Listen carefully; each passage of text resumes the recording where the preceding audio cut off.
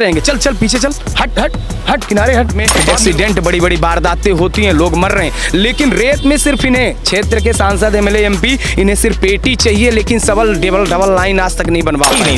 सांसद महोदय हो या विधायक महोदय, सिर्फ ये क्षेत्र में दिखाएंगे हम बहुत बड़े तानाशाह, बहुत बड़े सिस्टम है, हमें नहीं लगता इनका विधानसभा और लोकसभा में। कलेक्टर जब नए नए आते हैं तो उनके द्वारा जो एक रुतबा बनाया जाता है अपना दिखाने के लिए कि हम तो बहुत सक्रिय हैं और हम जिले को एक नई दिशा दशा देंगे, लेकिन उनकी आज तक जिला का प्रशासन असक्षम रहा कि आज भी खाली करवा ले संजय गांधी कॉलेज। व्यवस्थाओं कालम पूरा चर्चर स्थिति है, पूरा खत्म बाजार है। हेलो, तरंग न्यूज़ आपकी क्या सहायता कर सकता है? इंतजार करें, जल्द पहुंच रहे हैं।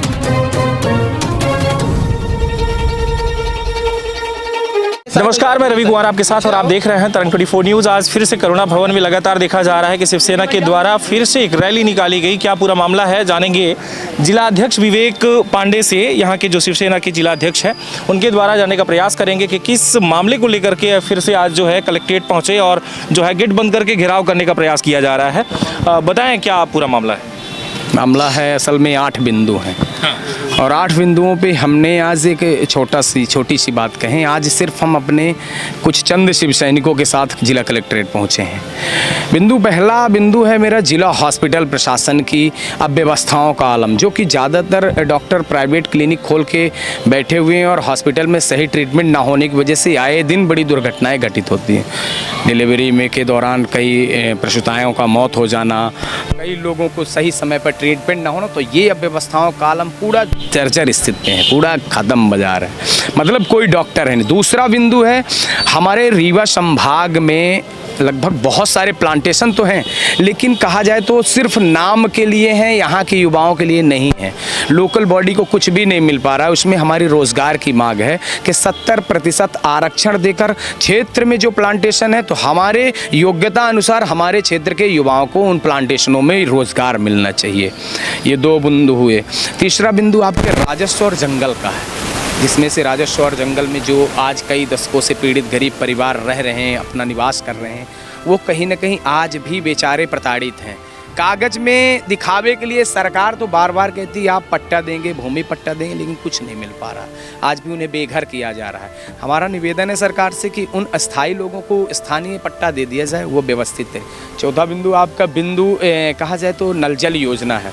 नल जल योजना में आपने देखा होगा कि ज़्यादातर क्षेत्रों में नल जल योजना पहुँची कहाँ, लोगों को मिल कहाँ पा रहे। गर्मी का मौसम आ गया, ऐसी यथा स्थिति है कि देखी जाए तो कुल मिला के लोग पानी बिना मर रहे हैं। और यहाँ तक कि वो एक सिस्टम था ना कि विधायक ने देवी कोटे में हैंडपंप वगैरह भी लगता, तो सारी चीज़ें बंद कर दी आप नल जल की दिखा के। टंकियाँ खाली पड़ी हैं भूमाड़ क्षेत्र में, बहुत सारे क्षेत्रों में। मैंने ग्रामीण अंचलों में इस बीच गया, ग्रामीण पानी के लिए बूंद बूंद के लिए तरस रहे हैं।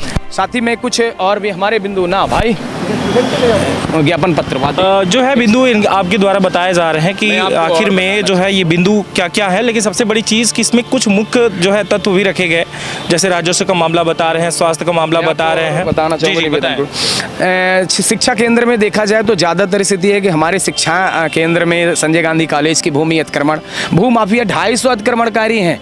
आज तक जिला का प्रशासन असक्षम रहा कि आज भी खाली करवा ले संजय गांधी कॉलेज की भूमि। कॉलेज की भूमि शिक्षा केंद्रों में आज प्राइवेट स्कूलें सिर्फ नाम भर के लिए जो है तो फीस वसूली कर रही हैं अभिभावकों से, ना कि उचित व्यवस्थाएं। साथ में जो गवर्नमेंट स्थिति है तो गवर्नमेंट की सुविधाएं मिलती तो हैं, लेकिन कहाँ मिल पाती। बहुत सारे शिक्षक नदारत रहते हैं। हमारे आप ही पत्रकार बंधुओं ने ही कई बार कवरेज किया ग्राउंड जीरो पे कि ज़्यादातर शिक्षक अपने घर पे पड़े रहते हैं, उन्हें शिक्षा से मतलब नहीं रहता, सिग्नेचर की महीने में पेमेंट उठाना है। चौथी साथ में एक और बिंदु मैं आपको बताना चाहूँ, ज़्यादातर स्वास्थ्य व्यवस्था में आपने देखा होगा कि जिले में छोटे छोटे स्वास्थ्य केंद्र तो हैं, लेकिन कुछ व्यवस्थाएं नहीं हैं। स्वास्थ्य केंद्रों में ताला बड़े पड़े हैं, क्षेत्र के लोग मर रहे हैं, जिला हॉस्पिटल में पर्याप्त बेड नहीं हो पा रहे हैं। तो आखिर क्षेत्र के स्वास्थ्य केंद्रों में अगर आप डॉक्टर बैठाने लगेंगे तो क्षेत्र में सही ट्रीटमेंट मिलने लगेगा लोगों को। जिले के इस जिला चिकित्सालय की अगर मैं बात करूं तो लगभग बताइए 40 में से 14 डॉक्टर हैं, तो ये उप स्वास्थ्य केंद्र की बात कर रहे हैं आप जो ग्रामीण क्षेत्र में बनाए जाते हैं, तो वहाँ क्या रखेंगे, क्या उम्मीद लगा रहे हैं जब बताइए जिला चिकित्सालय में नहीं है? देखिए, जिला चिकित्सालय की नाकामी तो हर अधिकारी को दिखती है। औचक निरीक्षण करते हैं माननीय हमारे कलेक्टर जब नए नए आते हैं तो उनके द्वारा जो एक रुतबा बनाया जाता है अपना दिखाने के लिए कि हम तो बहुत सक्रिय हैं और हम जिले को एक नई दिशा दशा देंगे, लेकिन उनकी नई दिशा दशा राजनीति का शिकार होती है और वो राजनीतिक तले दब के उनके सिर्फ शिकारी क्षेत्रीय हमारे एमएलए एमपी जो बैठे हैं उन्हीं की दलाली करते फिरते हैं।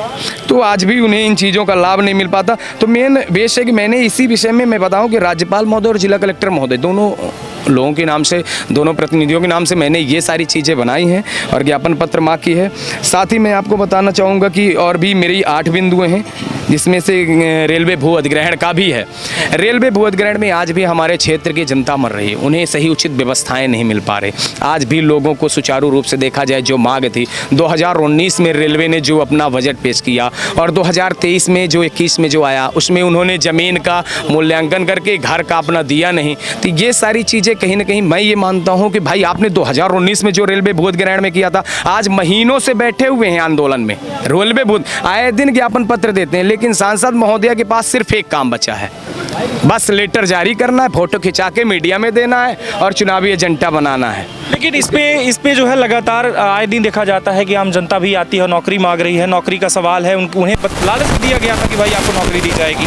लेकिन ये तो केंद्र सरकार की योजना है, इस पर अब सांसद क्या कर सके, इसका केंद्र ही फैसला करता है। सांसद है ना, संसद में बैठती है ना, लेकिन सिर्फ तो अपने क्षेत्र की समस्या तो रख सकती है ना। मैंने तो देखा है कि आप सीधी जिले की आप रेलवे प्रोजेक्ट की बात करें, छिंदवाड़ा क्षेत्र हो या और भी क्षेत्रों में जहां रेलवे गई है तो लोगों को रोजगार भी मिला है, ऐसा नहीं है। आज सीधी जिले की हमें समझ में नहीं आता कि इनकी इतनी औकात है कि इनकी कोई सुनता ही नहीं।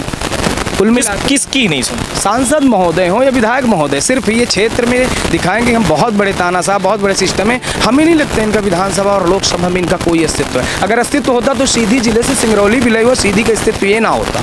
आज सीधी जिले की जनता ने दिया क्या नहीं, इन्हें मंत्री मुख्यमंत्री दुनिया, अरे सीएम साहब ने तो गोद भी ले रखा। सीधी की स्थिति ये है कि आज नेशनल हाईवे 2009 से 2023 लग गए, नहीं बन पाई। रेलवे तो 2019 में 18 में चढ़ने वाले थे हम सीधीवासी, मिला क्या? सीधी की जनता ने सदैव सब कुछ दिया, लेकिन इन्होंने सिर्फ अपना परिवार पाला है, अपने बच्चे पाले हैं। निजी स्वार्थवाद की राजनीति सिर्फ सीधी को अंधकार में डाली है। आप कहना क्या चाह रहे हैं, मतलब कि विधायक का कंट्रोल नहीं है, किसी पर कोई सुनता नहीं है, या फिर बात कर रहे हैं आपकी जो है सांसद का नहीं है, तो किसका है? कौन यहाँ पर कंट्रोल कर रहा है? किसके जरिए सारे काम? कंट्रोल सिर्फ स्वार्थवाद की राजनीति का है। स्वार्थवाद यानी विधायक और सांसद जनता तो चुनती है, लेकिन कहते हैं कि जनता जनार्दन होती है और जनता जनार्दन कहने के लिए होती है। जनता जब तक वोट नहीं देती और चुनाव का टाइम आता है तो वही नेता जनार्दन बना लेते हैं और चुनाव खत्म ही जनता के भगवान स्वयं वो बन जाते हैं। स्थिति ये हो जाती है कि जनार्दन खुद बन के ये और जो है तो जो अधिकारी जिम्मेदार अधिकारी कुर्सियों पर बैठे हैं तो उन्हें जो है तो अपना हाईजैक करके अपने सिस्टम से अपना काम और अपना परिवार, उन्हें पेटी चाहिए, महीने का सिस्टम चाहिए। अरे रेत के मामले में भी तो सीएम साहब ने बोला था ना, आज भी गरीब भी आवास योजना के लिए अरे 1.5-2 लाख रुपए मिल रहा है, बेचारे वो कहाँ से 1.5 लाख का तो उनका बालू बस हो जाएगा, आवास भी नहीं मिल पा रहा है, कई किस्तें रुकी। तो ये सारी विडम्बनाएं मैं मानता हूँ कि अधिकारी जो है क्षेत्रीय नेताओं के हाईजैक हैं। अगर आज ये देखें कि आप देखते होंगे यहाँ पे ज़्यादातर शोषित पीड़ित लोग बैठे हुए हैं अंदर मुख्यालय के, ये सारे लोग आस लगाए बैठे हैं कि डीएम साहब आएंगे, एसडीएम साहब आएंगे, तहसीलदार महोदय आएंगे, अपनी बातें रखेंगे, पेशी होगी। अब अभी माननीय विधायक जी हो या सांसद जी का कोई कार्यक्रम हुआ तो ये सब पीछे पीछे चल दिए। ये बेचारे कितनी दूर से आए हैं, इनकी बता क्या सुन रहा है कोई? कभी नहीं सुना। आए दिन सैकड़ों लोग ऐसे मरते हैं, आए दिन हजारों लोग जन सुनवाई में देते हैं, लेकिन सुनवाई सिर्फ नाम के लिए होते, काम के लिए नहीं, सिर्फ दिखावे का है। रेत में आज देखें सीधी जिला के आप एक सिंगल लेन है, सिंगल लेन में आए दिन उस बरम बाबा रोड में एक्सीडेंट, बड़ी बड़ी वारदातें होती हैं, लोग मर रहे हैं, लेकिन रेत में सिर्फ इन्हें क्षेत्र के सांसद एमएलए एमपी इन्हें सिर्फ पेटी चाहिए, लेकिन सबल डबल लाइन आज तक नहीं बनवा पाए हैं, वही टिगरी मार्ग से। दुर्भाग्य का विषय है कि आप इसमें आपने एक बात रखी कि जो है आदिवासियों को निकाला जा रहा है, लेकिन बार बार शिवराज सिंह चौहान जो है तो सीधी आते हैं और उन्हें कहते हैं कि हम आवास बांट रहे हैं, हमने इतने एकड़ जमीन दे दिया, इतने एकड़ भूमि मैं दे रहा हूं, तो इस पर क्या कहना चाहेंगे? मैं एक चीज़ कहना चाहूँगा, सीएम साहब जब भी सीधी आते हैं तो आपने भी देखा होगा कि जब क्षेत्र के बड़े नेता या हमारे मध्य प्रदेश के माननीय मुख्यमंत्री यशस्वी जी आएंगे, मायावी मुख्यमंत्री कहा जाए आज प्रेजेंट में, तो ऐसे मुख्यमंत्री जिनके 10 गुलाम पहले से सामने खड़े होते हैं, तो ताली बजाने वाले होते हैं और ताली बजा के हाँ हाँ हाँ। अब जो पीड़ित है तो बेचारा किलोमीटर पीछे रहता है भीड़ के, वो अपनी बातें सुनने को मौका ही नहीं मिलता। उनसे तो आप पूछिए एक बार जाके उनकी क्या व्यथा है।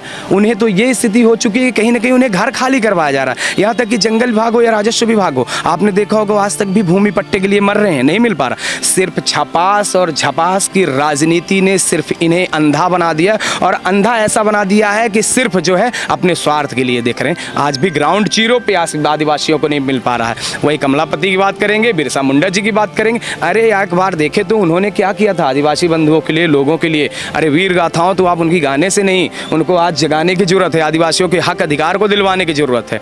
तो ये तो मैं मानता हूँ। देखिए क्या होता है कि सीएम साहब आते हैं तो गरीबों को मौका नहीं मिलता बात रखने का।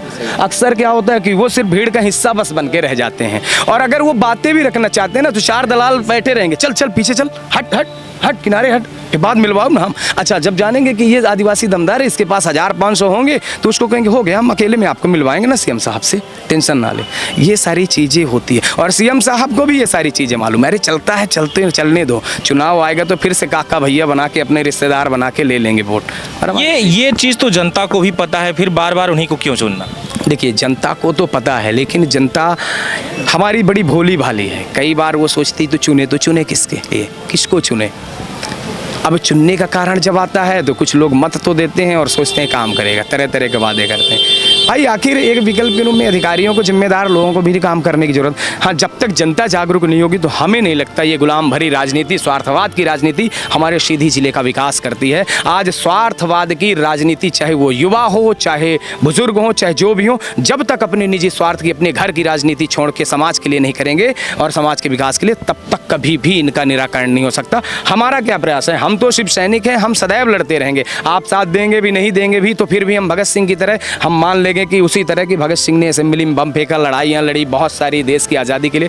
मैं मान लूंगा कि मैं शहीद हो गया तो हो सकता है 10 विवेक और तैयार हो जाएंगे। विवेक, आखिरी सवाल मेरा कि ये तो आप देने आए ही हैं राजस्व विभाग को लेकर के या स्वास्थ्य विभाग को लेकर के, राज्यपाल को सौंपेंगे आप, लेकिन सबसे बड़ी चीज़ ये है कि अब इसके बावजूद भी अगर कुछ नहीं होता तो अगला कदम बहुत जल्द एक बड़ी स्ट्राइक के रूप में आपको मिलेगी। हमारा क्षेत्र में अभी चल रहे आदिवासी बंधुओं के साथ एक बैठक, और मैं समस्त आदिवासी संगठनों से आह्वान करना चाहूँगा, उन समस्त पीड़ित परिवारों से आह्वान करना चाहूँगा, आज वक्त है बदलाव का। बदलाव, एक ऐसा बदलाव कि 5 साल में एक ऐसा सुनहरा अवसर आता है हमारे बीच में जब हमें अपने कीमती मत का अधिकार मिलता है 5 साल में। और उस 5 साल में एक ऐसा मत जब आए तो हमें अब 5 साल में जब यही क्षेत्रीय नेता घुसे और जिम्मेदार अधिकारी हों, हम उनसे सवाल तो कर सके कि हमारे क्षेत्र में विकास नहीं हुआ तो हम मतदान भी नहीं करेंगे, बहिष्कार करेंगे, हर क्षेत्र में वोटिंग नहीं करेंगे। जो क्षेत्र, जब तक अगर ये नहीं आते आगे, जब तक जनता, अब ये 5 साल में जवाब करने का मौका आ गया। अगर जवाब कर लेंगे, लड़ लेंगे तो इनके अधिकार का मिलेगा नहीं, गुलाम भेड़िए की तरह आगे पीछे भागते रहें। लगातार आप देख रहे हैं विवेक के द्वारा कई ऐसे मुद्दे जो है रखे जा रहे हैं जो कि आम जनता के हित के लिए हैं, और इस पर जो है सवाल ये भी किया जा रहा है कि मुख्यमंत्री क्या कर रहे हैं। और सबसे बड़ी बात ये भी है कि बार बार आकर सिर्फ लालच दे रहे हैं, या कहीं ना कहीं दलालों को लेकर के भी टिप्पणी की गई। लगातार जुड़े रहें तरंग 24 न्यूज़ से, और भी आपको जो है बड़ी खबरों के साथ रूबरू करवाएंगे। और कहीं ना कहीं जो अगला अपडेट होगा विवेक के द्वारा जो ये बात रखी जा रही है, इस पर क्या होता है या नहीं, या उग्र आंदोलन क्या होगा, वो भी देखने लायक होगा। बहुत बहुत धन्यवाद।